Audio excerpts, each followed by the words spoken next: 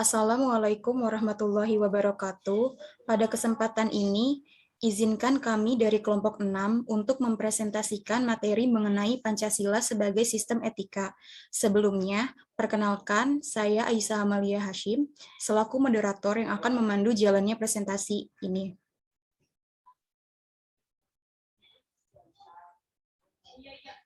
Sebelumnya perkenalkan anggota kelompok kami. Yang pertama, Abid Awiknam Astu, Aisyah Amalia Hashim, Adinda Destria, Alia Fatimah Azahra, Almira Alrayan, Anissa Fajri Septiarum, Anissa Bilkis, Akila Fakhria Ali, dan Canggih Mukti Wibowo.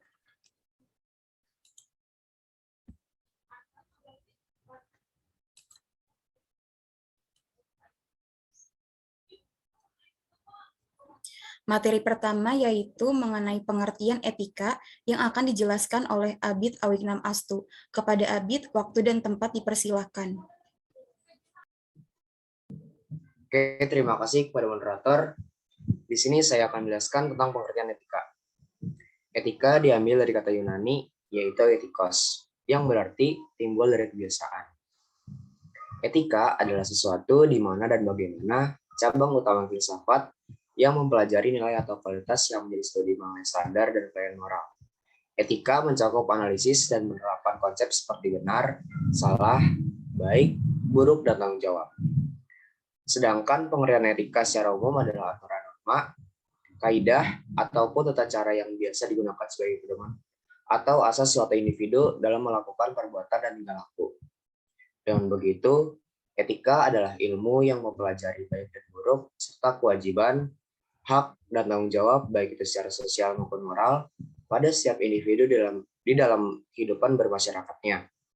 Atau bisa dikatakan juga bahwa etika mencakup nilai yang berhubungan dengan akhlak individu terkait benar dan salahnya. Terima kasih. Saya kembalikan ke moderator. Baik, terima kasih Abid atas materi yang telah dijelaskan. Materi kedua yaitu sumber-sumber tentang Pancasila sebagai sistem etika yang akan dijelaskan oleh Adinda Destria. Kepada Adinda, waktu dan tempat dipersilahkan. Baik, terima kasih moderator. Saya Adinda Destria, saya akan menjelaskan tentang sumber-sumber Pancasila sebagai sistem etika, yaitu sumber historis, berasal atau bersumber dari sejarah bangsa Indonesia yang tidak boleh dilupakan dan harus diambil hikmahnya. Dilihat dari sisi historisnya, Pancasila tidak lahir secara mendadak pada tahun 1945, melainkan telah melalui proses yang panjang dan dimatangkan oleh sejarah perjuangan bangsa kita sendiri. Dua, sumber sosiologis, bersumber dari masyarakat Indonesia. Sumber sosiologis dipahami sebagai ilmu tentang kehidupan antar manusia di dalamnya, mengkaji antara lain latar belakang, susunan dan pola sosial dari berbagai golongan dan kelompok masyarakat, di samping juga mengkaji masalah-masalah sosial, perubahan dan pembaharuan dalam masyarakat. Ketiga yaitu sumber politis, berasal dari pemerintahan Indonesia. Salah satu sumber pengayaan materi pendidikan Pancasila adalah berasal dari fenomena kehidupan politik bangsa Indonesia. Terima kasih, saya kembalikan kepada moderator. Baik, terima kasih Adinda atas materi yang telah dijelaskan. Materi ketiga yaitu etika Pancasila yang akan dijelaskan oleh Alia Fatimah Azahra. Kepada Alia, waktu dan tempat dipersilahkan. Baik, terima kasih moderator. Di sini saya akan menjelaskan tentang etika Pancasila. Etika Pancasila adalah cabang filsafat yang dijabarkan dari sila-sila Pancasila untuk mengatur perilaku kehidupan bermasyarakat, berbangsa, dan bernegara di Indonesia. Baik, terima kasih Alia atas materi yang telah dijelaskan. Selanjutnya yaitu materi keempat mengenai aliran etika yang akan dijelaskan oleh Almira Alrayan. Kepada Almira, waktu dan tempat dipersilahkan. Terima kasih kepada moderator. Di sini saya akan menjelaskan materi tentang aliran etika. Dalam kajian etika dikenal 3 aliran besar, yaitu keutamaan, teleologi, dan deontologi. Setiap aliran memiliki sudut pandang sendiri-sendiri dalam menilai apakah suatu perbuatan dikatakan baik atau buruk. Yang pertama, etika keutamaan. Etika keutamaan yaitu mempelajari tentang perbuatan baik atau buruknya seorang manusia. Etika ini akan mengarahkan bagaimana seseorang harus berperilaku semestinya. Orang tidak hanya melakukan tindakan yang baik, melainkan menjadi orang yang baik juga. Kedua, etika teleologi. Pandangan etika teleologi berkebalikan dengan etika deontologi, yaitu bahwa baik buruk suatu tindakan dilihat berdasarkan tujuan atau akibat dari perbuatan itu. Etika teleologi bersifat situasional, yaitu memilih mana yang membawa akibat baik meskipun harus melanggar kewajiban nilai norma yang lain. Etika teleologi dapat digolongkan menjadi dua, yaitu egoisme etis dan utilitarianisme. Egoisme etis memandang bahwa tindakan yang baik adalah tindakan yang berakibat baik untuk pelakunya. Sedangkan utilitarianisme menilai bahwa baik buruknya suatu perbuatan tergantung bagaimana akibat terhadap banyak orang. Etika utilitarianisme ini tidak terpaku pada nilai atau norma yang ada, karena pandangan nilai dan norma sangat mungkin memiliki keragaman. Namun, setiap tindakan selalu dilihat apakah akibat yang ditimbulkan akan memberi manfaat bagi banyak orang atau tidak. Ketiga, etika deontologi. Etika deontologi memandang bahwa tindakan dinilai baik atau buruk berdasarkan apakah tindakan itu sesuai atau tidak dengan kewajiban.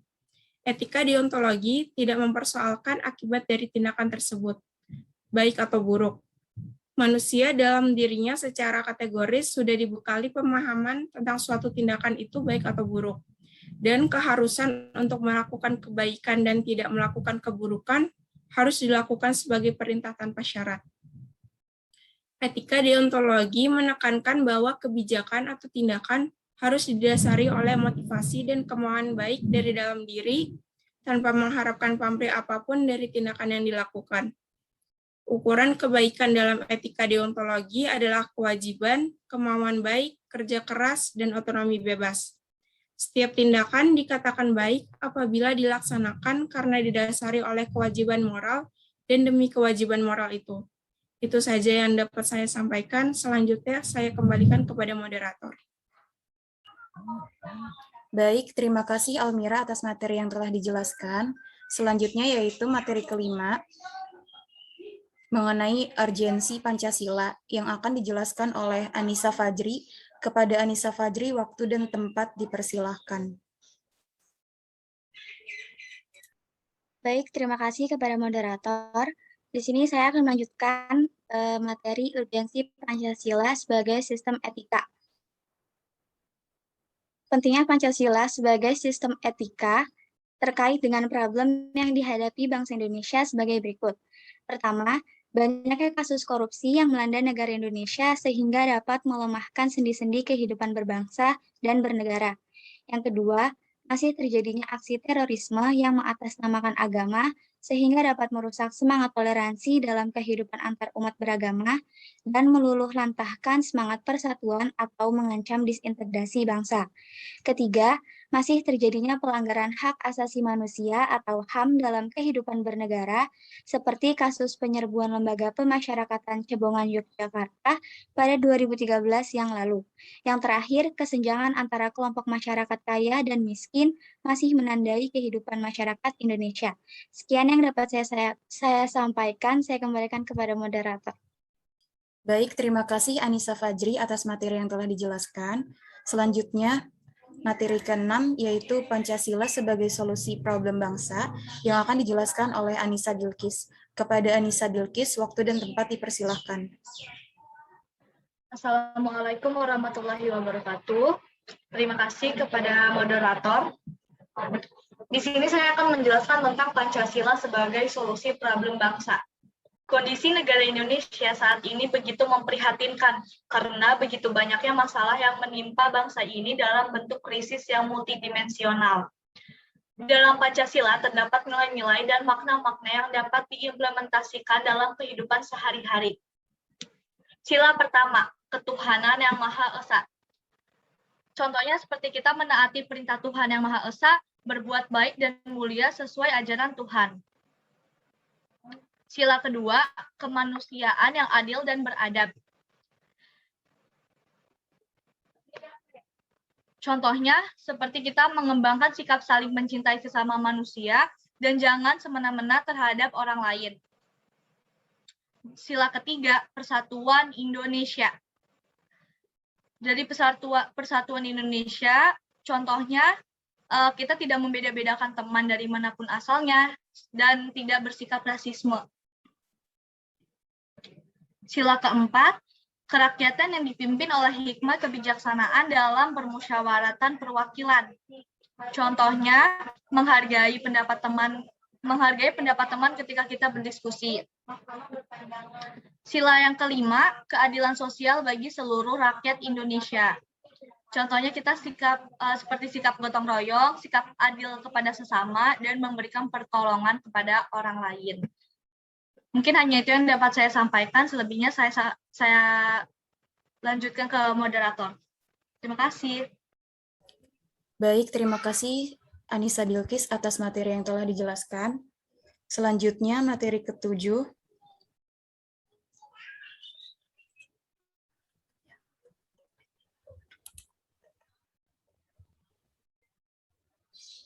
Selanjutnya materi ke-7 yaitu alasan diperlukannya Pancasila sebagai sistem etika yang akan dijelaskan oleh Akila Fakhriyah Ali.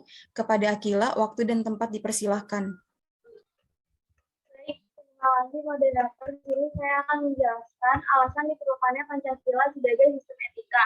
Pertama, korupsi akan bersumber merajalela karena para penyelenggara negara tidak memiliki rambu-rambu normatif dalam menjalankan tugasnya. Para penyelenggara negara tidak dapat membedakan batasan yang boleh dan tidak, pantas dan tidak, baik dan buruk. Kedua, dekaderisme yang mengedepankan antara generasi muda sehingga membahayakan kelangsungan hidup bernegara. Ketiga, pelanggaran hak-hak asasi manusia dalam kehidupan bernegara di Indonesia ditandai dengan melemahnya penghargaan seseorang terhadap hak pihak lain. Keempat, kerusakan lingkungan yang berdampak terhadap berbagai aspek kehidupan manusia, seperti kesehatan, kelancaran penerbangan, nasib generasi yang akan datang, global warming, perubahan cuaca, dan lain sebagainya. Baik, terima kasih Akila atas materi yang telah dijelaskan. Yang ke-8 yaitu kesimpulan dari materi ini yang akan disimpulkan oleh Canggih Mukti Wibowo. Kepada Canggih, waktu dan tempat dipersilahkan. Assalamualaikum warahmatullahi wabarakatuh. Terima kasih kepada moderator. Di sini saya ingin menyimpulkan dari materi yang telah dipaparkan. Kesimpulannya adalah apabila nilai-nilai yang terkandung dalam butir-butir Pancasila diimplementasikan ke dalam kehidupan sehari-hari, maka tidak akan ada lagi kita temukan di negara kita yang namanya ketidakadilan, terorisme, koruptor, serta kemiskinan. Karena di dalam Pancasila sudah tercermin semuanya norma-norma yang menjadi dasar dan ideologi bangsa dan negara. Sehingga tercapailah cita-cita sang perumus Pancasila, yaitu menjadikan Pancasila sebagai jalan keluar dalam menuntaskan permasalahan bangsa dan negara. Terima kasih. Baik, terima kasih Canggih atas kesimpulan materi yang telah disampaikan. Alhamdulillah sudah selesai presentasi dari kami. Demikian presentasi dari kami. Mohon maaf apabila terdapat kekurangan dan kesalahan dalam mempresentasikannya. Semoga apa yang kami sampaikan dapat dipahami dan mendatangkan kebermanfaatan. Akhir kalam kami tutup. Wabillahi taufik wal hidayah. Wassalamualaikum warahmatullahi wabarakatuh.